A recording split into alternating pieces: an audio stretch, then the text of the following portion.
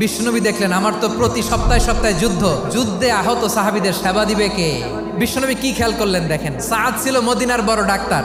এই নারী সাহাবী রুফাইদা বাবার কাছ থেকে চিকিৎসা বিদ্যা শিখেছেন। বিশ্বনবী রুফাইদাকে বললেন, রুফাইদা তুমি মসজিদে নববীর পাশে একটা মেডিকেল ক্যাম্প করো। বিশ্বনবীর ডিরেকশন অনুযায়ী তিনি মসজিদে নববীর পাশে একটা মেডিকেল ক্যাম্প করলেন এবং আহত সাহাবাদের চিকিৎসা উনি ওনার টিম নিয়ে দিতেন। বিশ্বনবীর পরামর্শে উনি আনসারি এবং মুহাজির মহিলা সাহাবীদেরকে নিয়ে একটা স্পেশাল মেডিকেল টিম গঠন করলেন। খায়বার যুদ্ধে 7ম হিজরিতে যখন বিশ্বনবী যায়, উনি ওনার টিম নিয়ে আসলেন, বললেন, ইয়া রাসূলুল্লাহ আমরা তো তলোয়ার চালাতে পারি না, আমরা তো তীর মারতে পারি না, আপনি যদি অনুমতি দেন খায়বার অভিযানে আমি আমার টিম নিয়ে মেডিকেল টিমের সেবাটা সার্ভিসটা দিতে চাই। পড়েন সুবহানাল্লাহ।